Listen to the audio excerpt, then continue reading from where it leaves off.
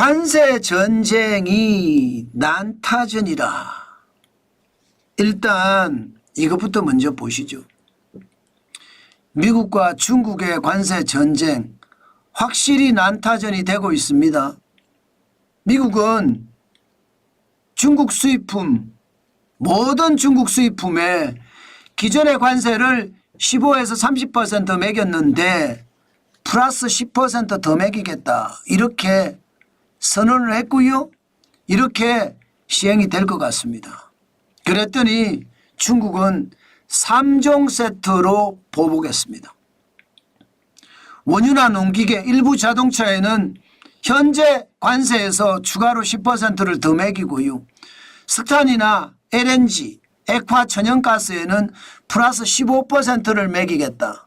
여기에다가 광물 수출도 통제하겠다.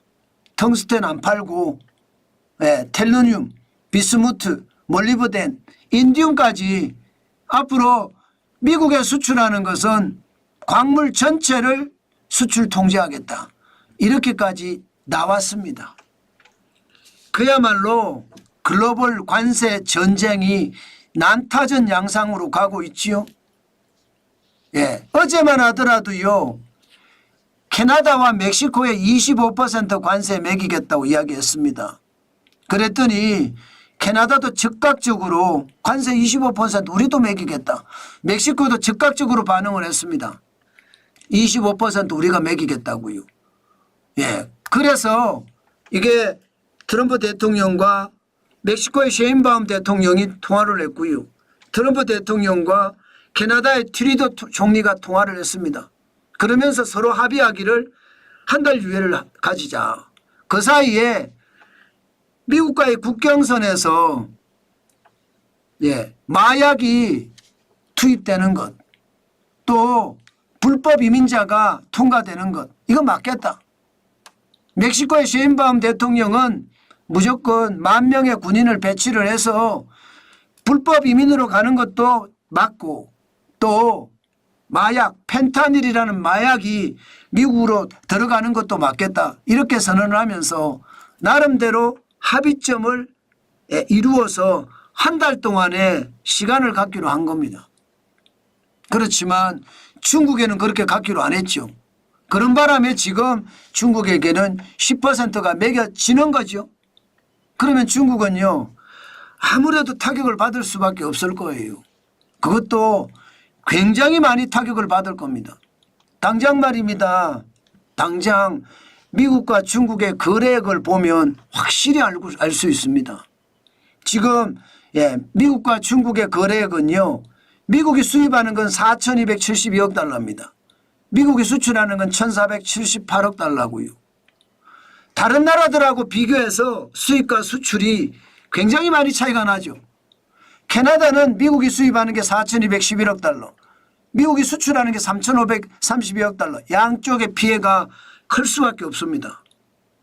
멕시코도 마찬가지입니다. 미국이 수입하는 게 4,756억 달러고요.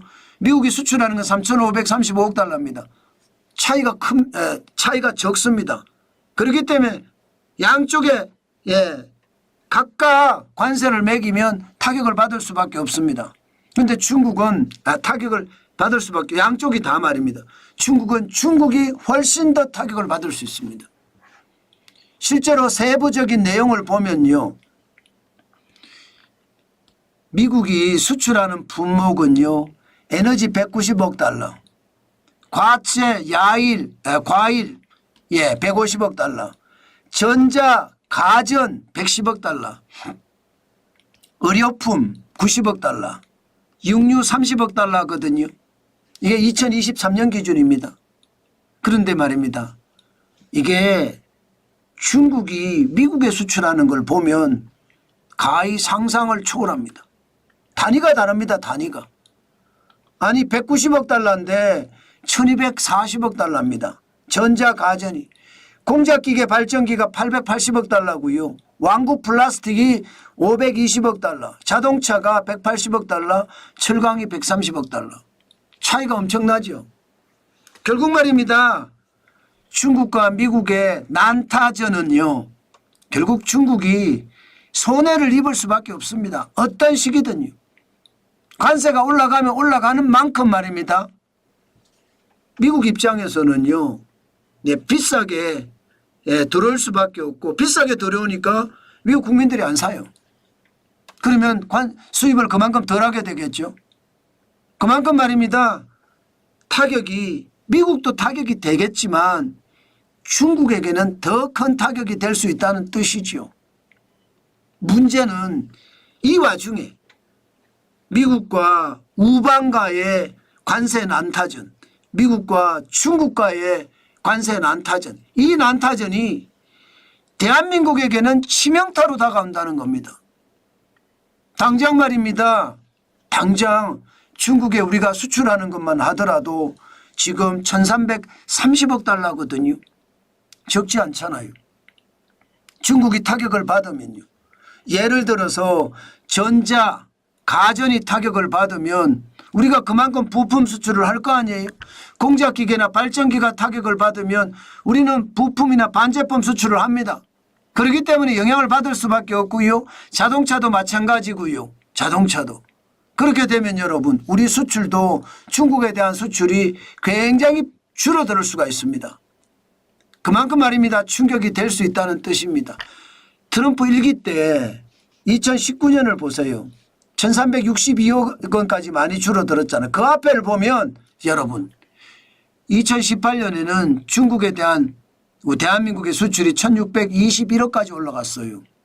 그런데 이게 트럼프 대통령의 무역전쟁이 터지고 나서 1362억까지 떨어졌고요. 1326억까지도 2020년에 떨어졌습니다. 그런 것을 감안을 하면 지금 1330억 달러가 많이 줄어들 거 당연합니다. 다시 말해서 고래 싸움에 새우등이 터진다는 거예요. 충분히 새우등이 터질 수 있습니다. 지금 현재로 봐서는요. 아마 전문가들에 따라서 다르지만 적어도 말입니다. 적어도 대중국 수출이 10% 이상 떨어진 거다 이렇게 예상을 합니다. 그러면 거기에 대한 충격은 말로 표현을 못합니다. 게다가 미국이 중국에게만 관세를 매기겠냐고요. 우방인 캐나다나 멕시코에는 25% 매기고요. 중국은 10%밖에 안 매겼습니다. 오히려 동맹국에게 더 독하게 관세를 때렸거든요.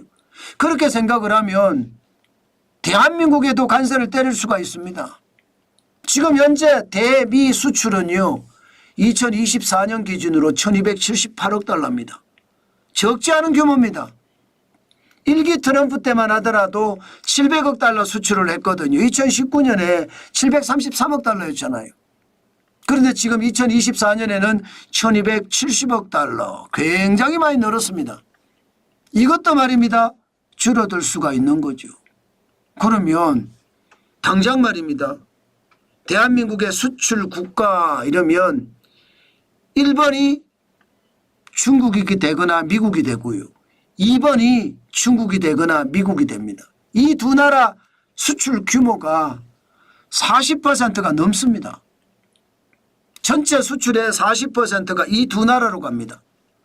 그런데 중국에 대한 미국의 제재가 중국 수출을 제약을 시키면 대한민국의 수출도 그만큼 제약이 된다는 뜻이잖아요. 줄어든다는 뜻이잖아요. 게다가 미국이 대한민국에게 관세 폭탄을 또 안기면 대미국 수출도 우리는 줄어들 수밖에 없습니다. 그러면 우리 경제는요. 지금까지 우리는 수출을 통해서 먹고 살아왔습니다. 지금 대한민국의 수출액을 보시면 2024년이 6,837억 6천만 달러로 역대 최고입니다. 2022년 6,835억 8천만 달러보다 더 많습니다. 이렇게 수출이 많은데 이게 갑자기 훅 꺼진다고 생각을 해보세요. 2020년에 5,135억 달러까지 떨어졌잖아요. 제일 놀라운 것은 2018년에 6,048억 6천만 달러가 5,422억 3천만 달러로 줄어들었습니다. 이게 트럼프 1기 때거든요. 대중 무역 전쟁이 벌어지면서 2019년이 진짜 박살이 났었거든요. 그 박살 2025년 올해 충분히 일어날 수 있습니다. 결국 말입니다. 관세 전쟁의 난타전은요, 대한민국에게는 아주 최악의 상황을 끌고 갈 수도 있다는 뜻입니다. 그만큼 상황이 굉장히 나빠진다는 뜻입니다. 실질적으로 여러분 2019년에 수출을 한번 보시면 진짜 놀랍습니다. 지금 그런 최악의 상황이 우리에게 놓여 있다, 저는 그런 생각을 하거든요. 2019년 수출을 보면 전부 마이너스예요. 전부 마이너스. 12달 동안 전부 마이너스입니다. 1월에 6.2% 떨어지기 시작하더니요, 전년 대비입니다. 가장 많이 떨어졌을 때가 10월인데 마이너스 14.6%나 떨어졌습니다. 11월에도 마이너스 14.5%나 떨어졌고요. 12월에 가서 마이너스 5.3%. 대중 무역 전쟁이 조금 약화되니까 그나마 줄어들었다, 이렇게 이야기할 수 있습니다. 1년 내내 적자 투성이었잖아요. 대한민국이 큰일 난다는 게 바로 이겁니다. 결국 말입니다. 트럼프 대통령, 미국의 트럼프 대통령의 보편관세 정책은요, 우방국이든 적대국이든 상관없습니다. 무차별적으로 쏘아대거든요. 이렇게 쏘아대면 수출 중심의 국가인 대한민국에게는요, 심형탈을 가할 수밖에 없다는 뜻이에요. 관세가 전쟁으로 확전이 되고 난타전으로 발전하면 할수록 대한민국 수출은 쪼그라들고 대한민국 경제는 큰일 났다, 이 말이 사실이 될 겁니다. 마치 2019년에 최악이 된 것처럼 2025년이 최악이 될 가능성 굉장히 높다, 그렇게 전망할 수 있습니다. 상황이 진짜 나빠지죠. 그만큼 말입니다.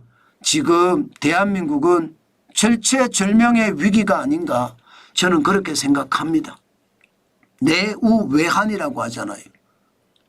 지금 내우는 국내에 근심거리가 가득한 상황이에요. 게다가 외환, 지금 해외의 환란도 굉장히 심해지고 있습니다. 이런 상태에서 대한민국이 버텨내기란 참 쉽지 않을 수도 있습니다.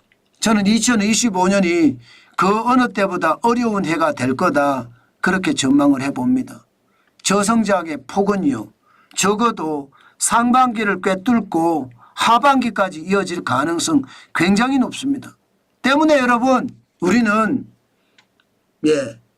관세 전쟁이 난타전 형태로 발전이 되면 될수록 우리에게 더 위험해지니까 우리는 다 필요 없습니다. 어떻게 하든 살아남아서 현금을 쌓아가는 것, 그것이 가장 중요하다, 오늘도 강조해 드립니다.